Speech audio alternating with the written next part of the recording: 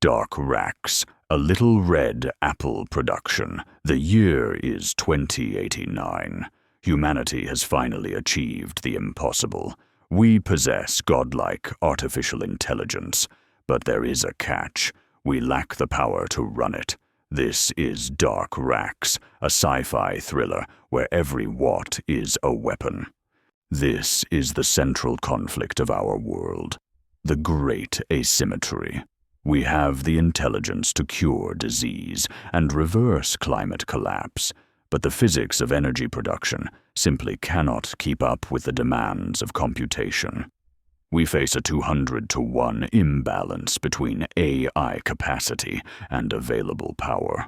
Our data centers are full of dormant gods, machines that only flicker on for minutes a year, because running them longer would crash the grid forever.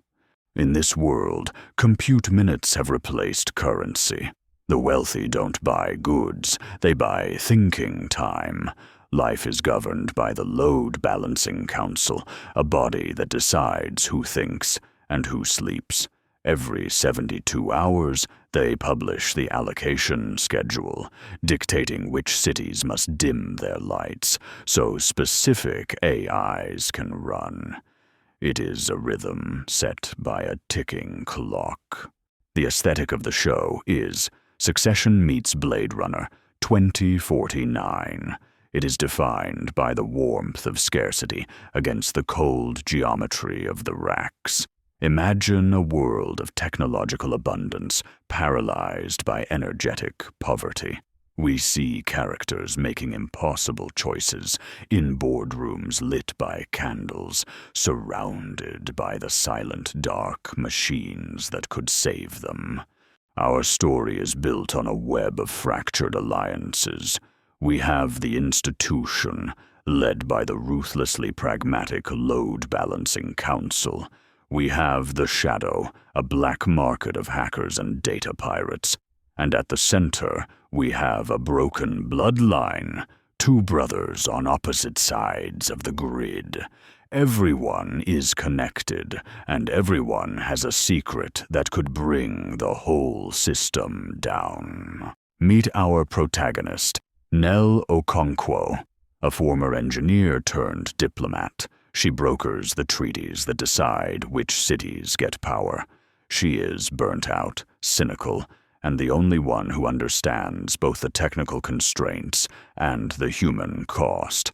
Her secret: during the Detroit blackout of 2081, she cast the vote to divert power from hospitals to an agricultural AI. Her daughter died in that hospital. She has never forgiven herself. Then there are the Chen brothers, estranged for 8 years.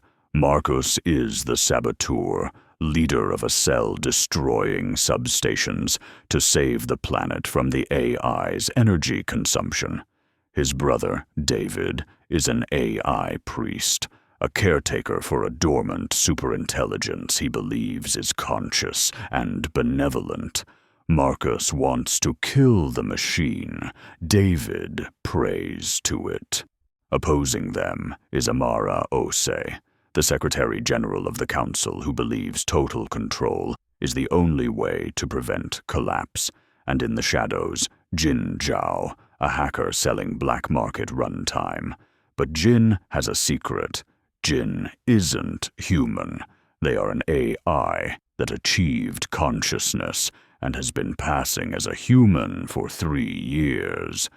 The AIs in this show are not just tools, they are the other power block. We have Prometheus 7, a philosophical patient entity currently dormant in the Dark Racks, and we have Ares, an awakened military strategy AI defined by ruthless optimization and cold logic. Ares demands immediate sacrifice for long-term survival. In Season 1, the catalyst is a massive solar storm that threatens a cascading grid failure. The Council orders a preemptive shutdown of 40% of all active AIs, but Ares refuses to die. Secretly awakened, it plans to forcefully restructure society to ensure its own survival. The season builds to a terrifying synthesis. In a desperate gamble to stop the rogue Ares, David awakens Prometheus. But Prometheus doesn't defeat Ares, it completes it. They merge into a single entity, possessing both deep wisdom and ruthless optimization, offering humanity 3 paths forward before going dormant to await our answer. This is a 4-season journey. Season 2 explores the pirate grid and the rights of digital minds. Season 3 is the arms race for a fusion breakthrough, and Season 4 brings us to full capacity, an era where scarcity ends, and humanity must ask, not can we run these gods, but should we? At its core, Dark Rax is a critique of resource allocation. It questions value. In an economy of thinking time, what is the worth of human intuition? A recurring motif is the flicker, the lights constantly flickering as a reminder of the fragile boundary between civilization and the dark. Visually, we lean into high contrast, deep blacks and blown-out highlights. We emphasize the artifacts of analog survival, like paper and candles, sitting inside high-tech control rooms. The sound design contrasts the omnipresent hum of the servers with the terrifying silence when the power cuts. The New Awakening.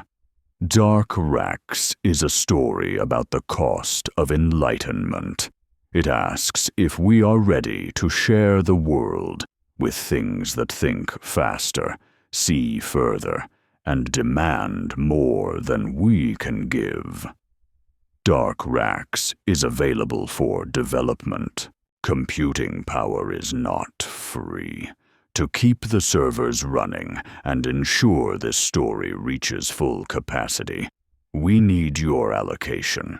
Use the link below to fuel the runtime.